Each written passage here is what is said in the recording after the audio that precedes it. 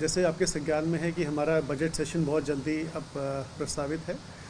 जैसे आपने ये भी देखा होगा कि भारत सरकार का नॉर्मली 1 फरवरी को बजट स्टार्ट हो जाता है।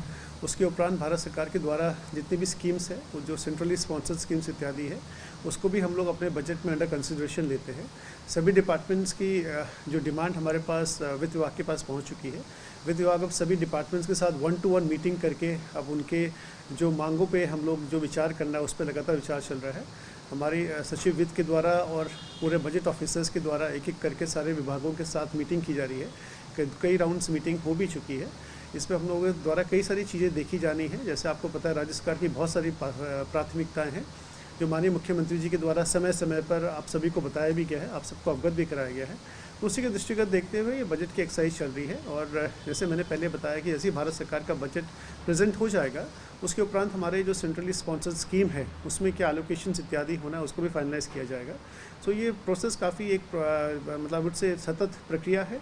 हम लोगों के द्वारा राज्य के जो हमारे नागरिक हैं उनसे भी फीडबैक मांगा गया था। आपको आपके भी संज्ञान में होगा कि हमारा एक एप्लीकेशन बना है जिसमें राज्य के हमारे जो जितने भी नागरिक हैं वो उनको भी यदि बजट के संबंध कोई फीडबैक देना है तो वो भी इसको दे सकते हैं। मैं उनसे अपील भी करना चाहूँगा कि यदि आपको लगता है कि बजट प्रक्रिया को और बेहतर बनाने के लिए आपके दिमाग में कोई अच्छा सजेशन है जो आप हमें दे सकते हैं तो उसको भी आप हमें दीजिए। हम यथासंभव जहाँ तक पॉसिबल होगा उसको भी इनकॉर्पोरेट करने का प्रयास करेंगे। उत्तराखंड राज्य को केंद्र की बजट से बहुत सारी उम्मीदें हैं। राज्य सरकार ने विभिन्न क्षेत्रों में केंद्र से बजट की मांग की है और हमें उम्मीद है कि पर्यटन और पर्यावरण राज्य के लिए और देश के लिए बहुत महत्वपूर्ण है।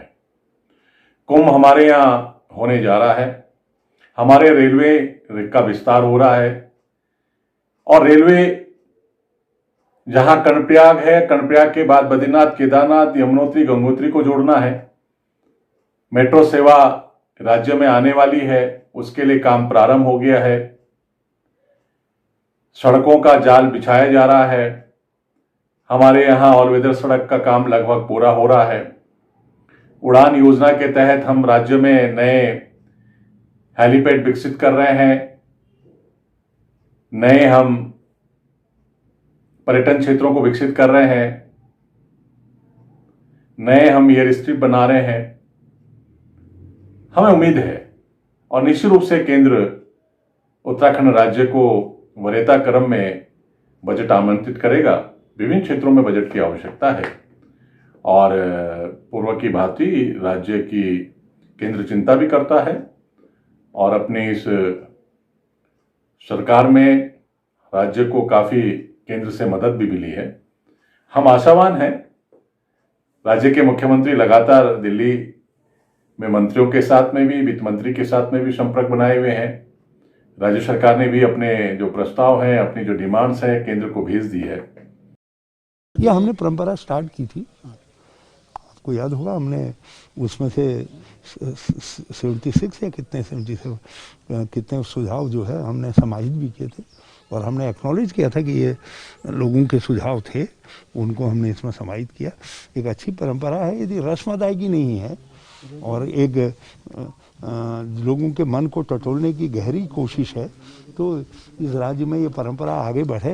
ये तो मैं भाजपा वालों से हमारी शिकायत इसी बात की तो है कि तुमने जो अच्छी परंपरा हमने स्टार्ट की इस राज्य के हित के लिए, तुमने उनको डिसकंटिन्यू कर दिया और उसका नुकसान राज्य की अर्थव्यवस्था को, जो बेरोजगारी है आज, जो ये सब चीज़ें बड़ी हैं, उसका एक ही कारण है कि आपने जो अच्छी योजनाओं को डिसकंटिन्यू कर दिया। जैसे मेरा गांव मेरी सड़क योजना है, आपको कहीं न कहीं फिर आना पड़ेगा।